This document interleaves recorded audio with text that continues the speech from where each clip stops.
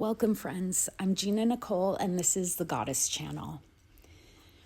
What's coming in for us today is a message about AI, and I really loved this message when it dropped in because it's so clarifying. You know, there are a million different conversations we could have about AI, but what came in was specifically to give us a spiritual perspective that I haven't really heard anybody talk about. So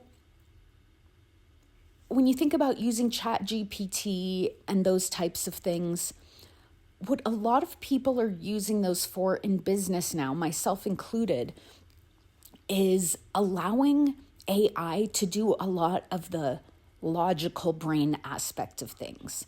Writing, editing, looking at different plans and analyzing them. So it's a lot of left brain stuff that as humans, we've spent way too much time on. We've spent way too much time being human word processors and doing all of this very technical, logical brain type of stuff. And it's kept us out of our heart chakras because we're doing too much reasoning that a computer really should be doing if we're being honest.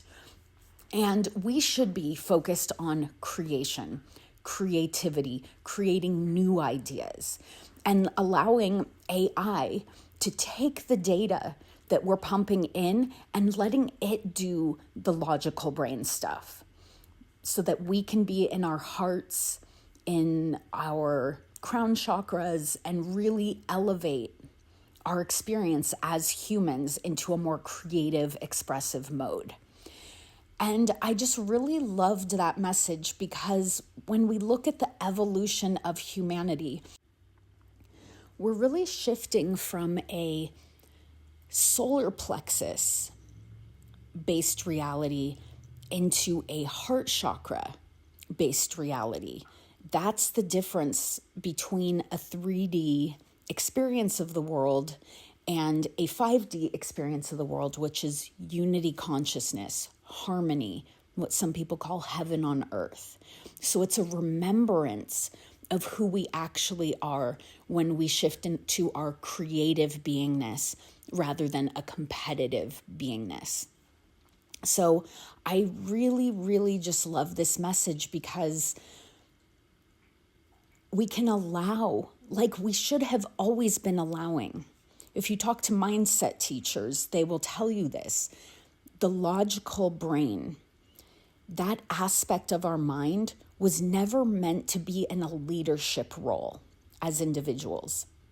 We were not meant to follow the rational mind around for leadership because all it can do is synthesize past experiences. All it can do is collect data that already exists and figure something out using that. That's what ChatGPT does across the internet. Very quickly and very beautifully, may I add. And there's other, I'm not getting paid by ChatGPT. There's Claude, there's many other forms of AI that people prefer. But the point stands that we're supposed to be leading from an intuitive mind, a creative mind that can actually draw from the infinite and create new things that have never been imagined, that have never been created before. The rational mind cannot do that, which is why I'm a fan of outsourcing rational mind activity to AI and letting us use our power to create, to build, to grow, to focus on our values and what matters to us rather than being locked in this prison of just regurgitating information. So, that is from a spiritual perspective. Of course, if you are in the world of AI, I've met people before who work in the ethics of AI and this type of field. If you're in that world, of course, there's so much more conversation to be had about that. But we're just talking about the most high perspective conversation here, which is in the evolution, in the spiritual evolution of humanity, in our own individual growth, in our own individual circumstances. This is a refreshing perspective because it allows us to get out of that, constant mind chatter state and constant productivity state, and frees us up for different endeavors. So for me, it feels like an opening. It feels like we get back in the driver's seat using our intuitive power, using our soul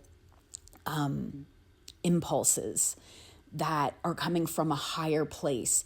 And that's good for everybody.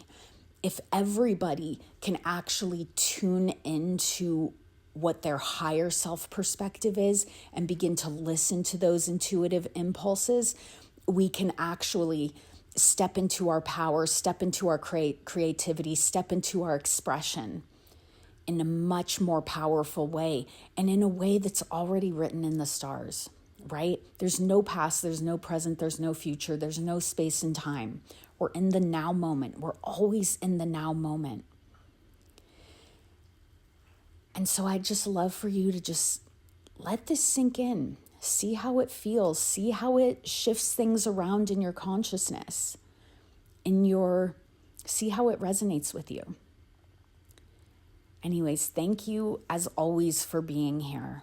I love the messages that have been coming through for this channel. I hope you've been enjoying it too. I love reading your comments, so keep them coming. I love you.